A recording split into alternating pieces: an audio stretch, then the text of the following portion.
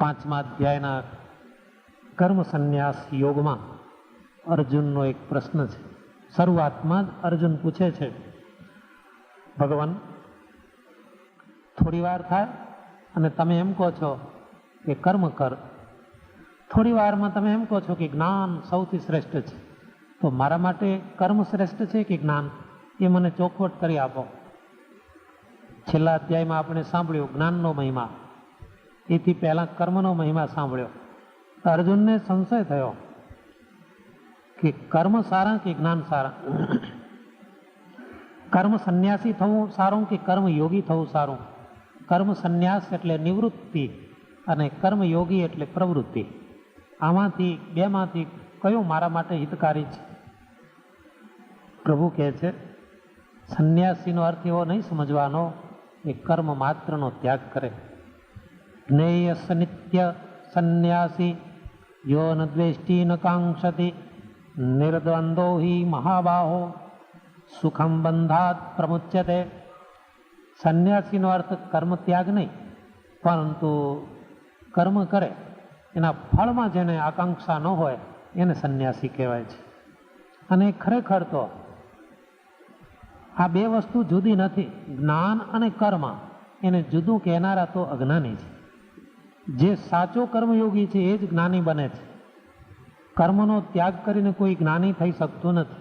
સાંખ્ય યોગો પૃથક બાલા પ્રવદંતી ન પંડિતા. સાંખ્ય અને યોગ એટલે કે કર્મ સંન્યાસ અને કર્મયોગ એને અલગ તો અજ્ઞાનીઓ કહે છે, પંડિતો કોઈ દિવસે અલગ માનતા જ નથી. અત્યારે હું તને આજ્ઞા કરું છું કે તું કર્મયોગી થા, બસ તો તારા માટે એ જ્ઞાનનો જ માર્ગ છે. નિષ્કુળાનંદ સ્વામી કહે છે કે જ્યારે પ્રભુનું વચન આવે, વચને પ્રવૃત્તિ વચને નિવૃત્તિ વચને દ્રોહી ત્યાગી વળી. વચનમાં પ્રવૃત્તિ, વચનમાં નિવૃત્તિ. એ બેસી જાઓ તો બેસી જાઓ, ઊભા થાઓ તો ઊભા થાઓ. જ્ઞાન અને કર્મ સરવાળે બે એક જ છે. રેલવેના પાટા બે હોય છે, પણ આમાં દૂર નજર કરો ને તો એ ભેદ રેખા સમાંતર રેખા ભૂલાઈને આમ બે પાટા જણા ભેગા થતા હોય ને એવું દેખાય છે. જ્ઞાન અને કર્મનું કદાચ શરૂઆતમાં જુદા લાગે, પરંતુ આગળ જતાં બે એકમેક બની જાય છે.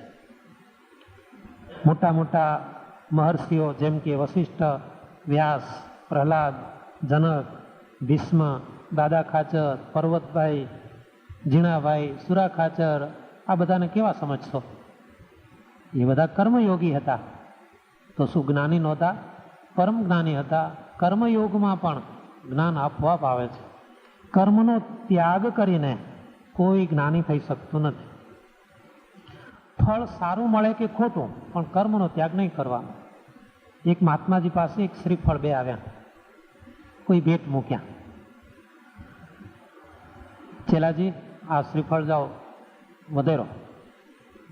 શ્રીફળ વધેર્યો એ ચેલાએ, ગુરુજી આ તો સડેલું નીકળ્યો. કંઈ વાંધો નહીં, ધૂપ કરીશું, સડેલા શ્રીફળનો ધૂપ સારો થાય. બીજું લઈ જા. બીજું લઈ ગયો, આ સારું નીકળ્યું, પ્રસાદી કરજા. સારું નીકળે તો પ્રસાદી કરીશું, સડેલું નીકળશે તો ધૂપ કરીશું. કર્મનું ફળ સારું મળશે તો સૌના લાભ માટે છે, ખરાબ મળશે તો એનો બીજો ઉપયોગ થશે. પણ કોઈ દિવસે કર્મમાં આસક્તિ નહીં. જે માણસો કર્મમાં આસક્તિ રાખે છે ને એ નિબદ્ધતે, એ બંધનવાળા થઈ જાય છે. એટલી હદે બંધાઈ જાય છે કે એને કોઈ છોડવાનું કહે ને તો વ્યાકુળતા આવી જાય છે. સૌરાષ્ટ્રમાંથી ગુજરાત તરફ આવતા સ્વામિનારાયણ ભગવાન કોઈ ગામની ભાગોળે તલાવને કાંઠે માણકી ઘોડીને પાણી પાવા ઉભા રહ્યા. તલાવના કાંઠે એક વડનું ઝાડ, નીચે બાવાજી સૂતેલા તાવમાં રીવાયા કરે છે. સાંભળજો, આ દ્રષ્ટાંત તમને એટલા માટે આપું છું કે જ્ઞાન અને કર્મ, આસક્તિ અનાસક્તિ આ એકલું તમારે સમજવાનું હોય એવું નથી, અમારે પણ સમજવું પડે છે. આપણે બધા જ આમ તો એક જ રસ્તાના મુસાફર છીએ. ટિકિટમાં કદાચ ફેર હોય, કોઈ કદાચ ઉપલા વર્ગની ટિકિટ ધરાવતો હોય, કોઈ નીચલા વર્ગની, પરંતુ એક જ ગાડીના પ્રવાસી હોય છે.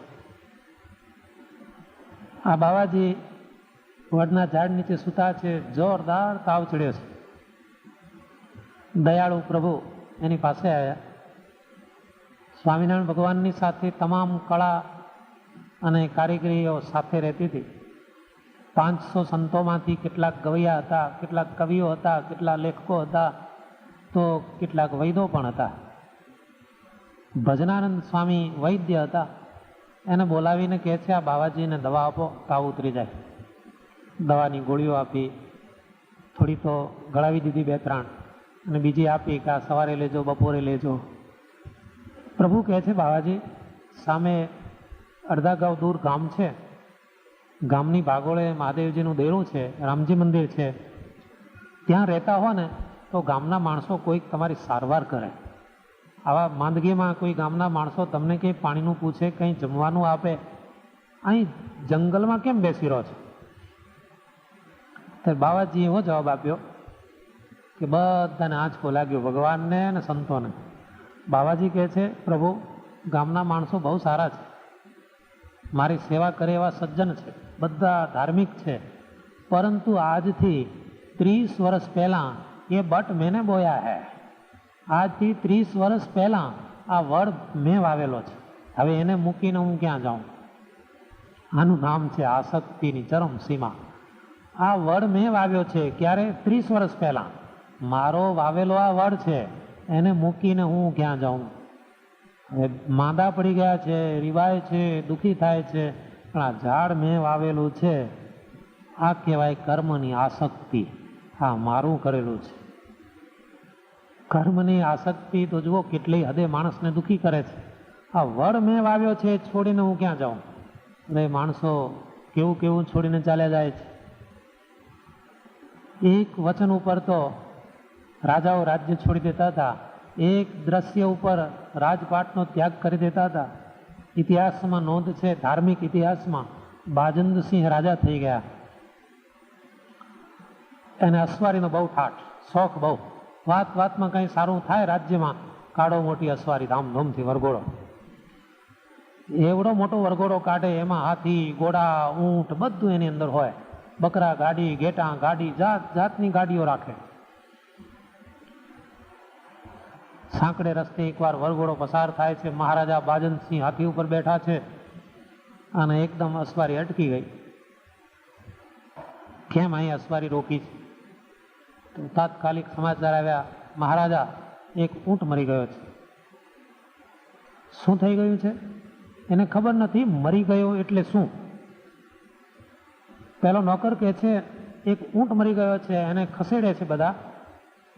આપણા અસવારીનો જ એક ઊંટ મરી ગયો, એને ખસેડવામાં થોડો સમય લાગશે, એટલે અહીં 5 કલાક રોકાવું પડશે. બાજનસિંહ કહે છે, પણ મરી જવું એટલે શું? મારા માટે આ નવો શબ્દ છે. કારણ કે મોટા માણસોને બધા વાહ વાહ વાહ વાહ કરતા હોય, કોઈ એમ વાહ કોઈ કહે નહીં.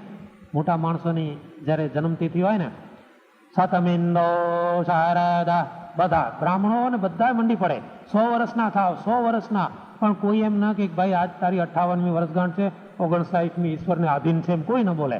સાતમિંદો શારદા, 100 વર્ષના, 100 વર્ષના, 100 વર્ષના, બધા એમ જ કે. પણ કોઈ એને સાચું ના કે ભાઈ તારો 100 વર્ષ કંઈ લખી આપ્યા છે, એમના હાથની વાત છે. આ બાજનસિંહ મહારાજાને કોઈએ કહેલું નહીં કે મરવાના છો એમ, એટલે મરવું એને ખ્યાલ જ નહીં. એટલે એની ઇંતજારી થઈ, મારે જોવું પડશે, ઊંટ મરી ગયું એટલે શું? હાથીથી નીચે ઉતરે છે, આગળ જાય છે, ઊંટ પડેલું રસ્તા વચ્ચે આડું. આમાં શું મરી ગયું છે? પગ છે, પૂંછડી છે, ડોક છે, મોઢું છે, બધું છે. મરી ગયું કેમ કહો છો? આને બેઠું કરો. એ બેઠું ન થાય મહારાજા. કેમ ન થાય? આ બધા ઊંટ ચાલે છે, એમાં આ ચાલતું હતું, પણ સૌને ચલાવનાર અંદર એક કરંટ હોય છે ને, એ ચાલ્યો ગયો. પણ આ કેવી રીતે તો ઉપરવાળા જાણે. બધાને આવી રીતે થવાનું છે. પેલો મૂર્ખ નોકરાવ બોલી ગયો, બધાને આવી રીતે થવાનું છે. આ ઊંટને થવાનું છે, ને હાથીને થવાનું છે, ને ઘોડાને થવાનું છે, ને આપણે બધાને આ ઊંટ જેવું થવાનું છે.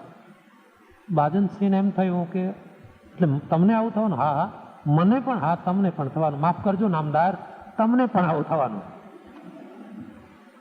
બસ ચિત્ત બદલાઈ ગયું, વરઘોડામાંથી રવાના થઈ ગયા. આવું ન થાય એના માટે શું કરવું જોઈએ? એના માટે તો કોઈ મહાત્માજી યોગી જતીને મળો ને ખબર પડે.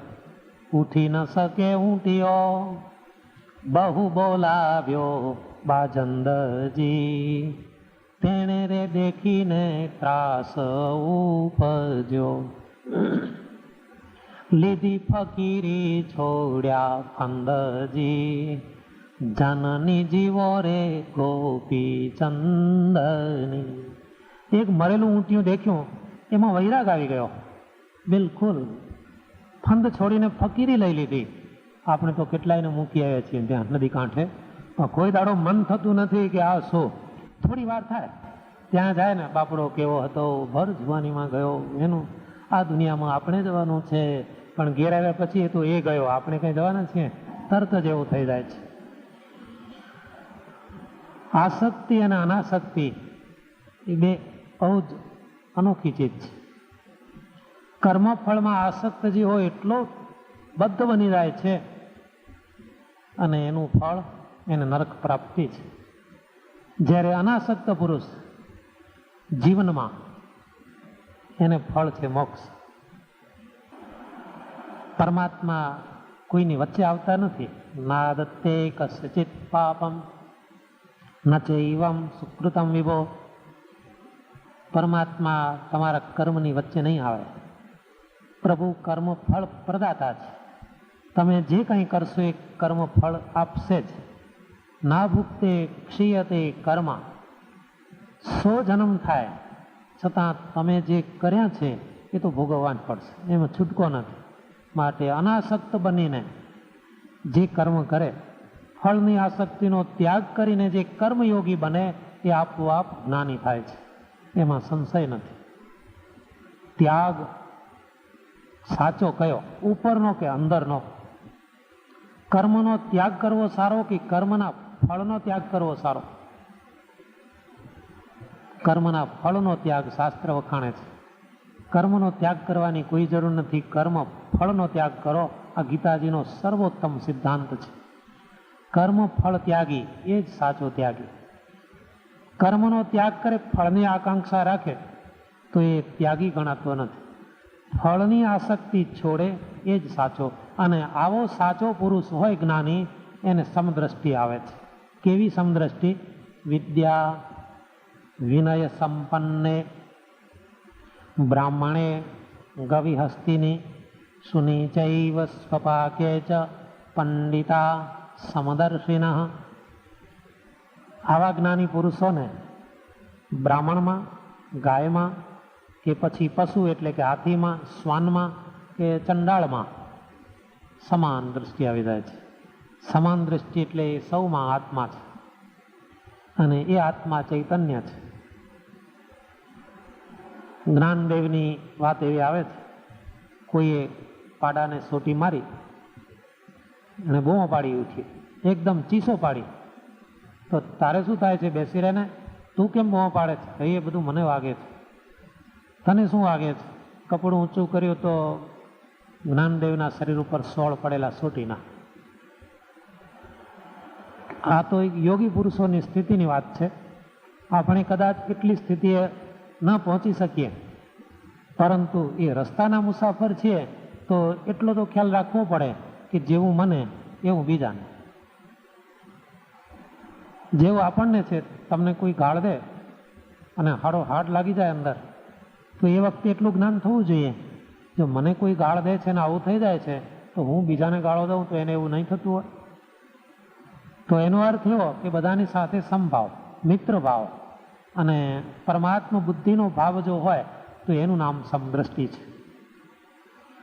આપણું અપમાન કરે ને આપણને કેવું લાગે છે, તો બીજાનું અપમાન કોઈ દિવસે ન કરવું જોઈએ. પ્રહલાદજીની કથા છે 7મ સ્કંદમાં. એમાં પ્રહલાદજી બધા બાળકોને સમજાવે છે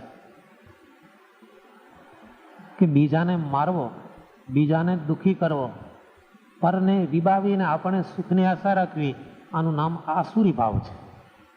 એક છોકરાને પ્રહલાદજી ચૂંટલી ભરે છે. પેલું છોકરું એકદમ ગભરાયું, કેમ? મેં તને એક ચૂંટલી ભરી, તને આટલું દુઃખ થયું, તો આપણે બીજાને ચૂંટલી ભરીએ તો એને દુઃખ ન થાય? જરૂર થાય. માટે સમાન ભાવ રાખો. જે આપણને ન ગમતું હોય તે બીજાના પ્રત્યે આચરવું નહીં. માણસોને કેવું હોય છે, આપણને નથી ગમતું ને, આ વસ્તુ આપણને પસંદ નથી ને એ બીજાને પધરાવો. જે આટલું સમજી લે એ સળવર્ગને જીતી જાય છે. ન પ્રહૃષ્યેત પ્રિયમ પ્રાપ્ય નો દ્વિજેત પ્રાપ્ય ચા પ્રિયમ સ્થિર બુદ્ધિ રસમુદ્દો બ્રહ્મવિદ બ્રહ્મણી સ્થિતા. એવો માણસ બ્રહ્મમાં નિવાસ કરે છે. એટલે કે નિજાત્માનમ શિક્ષાપત્રીમાં સ્વામિનારાયણ ભગવાને લખ્યું છે કે નિજાત્માનમ બ્રહ્મરૂપમ. બ્રહ્મણી સ્થિત કોને કહેવાય? ન પ્રહૃષ્યેત પ્રિયમ પ્રાપ્ય. કોઈ તમને સન્માન કરે, સભામાં બોલાવી હાર પહેરાવે અને સન્માનના 2-5 વાક્યો બોલે એટલે આપણને અંદર આનંદ થાય. એ આનંદ થતો હોય ને એક જણ ઊભો થાય, આ ખોટી જગ્યાએ હાર પહેરાવેલો છે, હું સાચું કહું છું, એનામાં કશું જ નથી, આ ભાઈ બોલ્યા એવો એક પણ ગુણ નથી, એને હાર પહેરાવવાની જરૂર જ નહોતી. એ વખતે આપણને શું થાય અંદર? આ તો રામબાણ વાગ્યો હોય જાણે. સાધુ પુરુષોના લક્ષણમાં આવે છે, કોઈ સંત મહાત્મા બેઠા હોય, ઊંચી ગાદી ગોઠવી આપી હોય, કોઈ એમ કહે, કોઈ કહે યહ આઈ વિચક્ષણ, કોઈ કહે યહ મૂરખ દિચ્છત, કોઈ કહે યહ આઈ વિચક્ષણ, સુંદર કૌ સુરાગન દ્વેષન, એ સબ જાનહુ સાધુ કે લક્ષણ.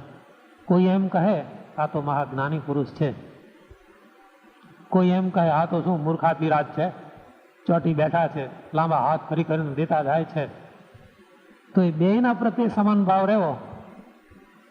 પેલા વખાણ કરનાર ઉપર એમ થાય કે તમે બહુ સારા છો, પ્રસાદ લેતા જાઓ ફળ્યો. અને નિંદા કરનારને એટલે શું બેઠા છો, પેલો મારી નિંદા કરી ગયો, જાઓ જરા એને મેથી પાક આપો. તો આ કહેવાય અસમાન બુદ્ધિ. પ્રશંસા અને નિંદા બેયના પ્રત્યે સમાન ભાવ, પ્રિય અને અપ્રિય દરેક વસ્તુ પ્રત્યે આમ સમભાવ, આનું નામ કહેવાય બ્રહ્મણી સ્થિત. એ બ્રહ્મ સ્થિત છે, એ સ્થિત પ્રજ્ઞ છે. ગીતાના આ શબ્દો છે, ગીતાનું આ જ્ઞાન છે, બહુ કઠિન છે, પણ કઠિન છે એમ સમજીને હિંમત હારવી ન જોઈએ. ગીતાકાર આપણને કહે છે શ્રદ્ધાવાન લભતે જ્ઞાનમ. પરમ શ્રદ્ધા રાખો કે નહીં, આત્મશ્રદ્ધા કે અમે આ માર્ગના પ્રવાસી છીએ તો જરૂર આ ધ્યેય પરમાત્માની કૃપાથી અમે હાંસલ કરીશું. તો ચોક્કસ આ સ્થિતિ આપણામાં આવે છે, નથી આવતી એવું નહીં. પરમાત્માએ આ સ્કીમ બંધ નથી કરી દીધી. પહેલાંના જમાનામાં મોટા મોટા મહર્ષિઓ, સિદ્ધો, મહાત્માઓ, જનક જેવા રાજા, દાદા ખાચર જેવા પવિત્ર પુરુષો, હવે અત્યારે એ સ્કીમ બંધ છે એવું નથી. સરકાર છે ને અમુક ફાઇલ બંધ કરી દે, ના ભાઈ એ સ્કીમ હવે બંધ છે, તમારી અરજી નહીં લેવાય. પણ પરમાત્માએ આ સ્કીમ ચાલુ રાખી છે. તમે જો તૈયાર હો તો પ્રભુ કહે છે કે ના, એ પદવી તને જરૂર આપીશ. શક્નોતિ ઇહૈવ યસોઢમ. તમે ભૂખ તરસ, માન અપમાન, પ્રિય અપ્રિય, આ બધી વસ્તુ જો સહન કરી શકતા હો તો તમે સંસારમાં સાચા સુખી બનશો. સુખી કોણ? બધી વસ્તુને પચાવે એ સુખી. સુખ શામાં છે? આપણે ઘણી વસ્તુમાં માની લઈએ છીએ કે સુખ છે. જે તીખું ખાધો હોય એને મરચું મળે તો કહેશે વાહ મજા આવી ગઈ હો, આજે બહુ તમે સારું રસોઈ કરેલી, બહુ મજા આવી. અને જે તીખું ન ખાતો હોય એને એમ થાય કે મારી નાખ્યા, દાળ તો મોઢામાં મૂકો તો અગ્નિ જેવી હતી. હવે બોલો હવે સુખ શામાં છે? પહેલાં એ માન્યો તીખામાં તો એને એમાં આનંદ, કોઈએ માન્યો કે મોડું ખાવામાં તો એને એમાં આનંદ આવે છે. કોઈને ગળ્યું ભાવતું હોય, 5 લાડુ ભાંગી નાખતો હોય એને આનંદ આવે, ને બાજુમાં ડાયાબિટીસ વાળાને બેસાડો તો ના ના ના ના મને ન આપતા, તરત જ એમ કહેશે. એટલે સુખ તો એમાં છે કે તમે આ જે ભેદ દ્રષ્ટિ છે એનાથી સહેજ ઉપલી સપાટી ઉપર આવી જાઓ તો તમે સાચા સુખી છો. સહજાનંદ સ્વામી મહારાજ.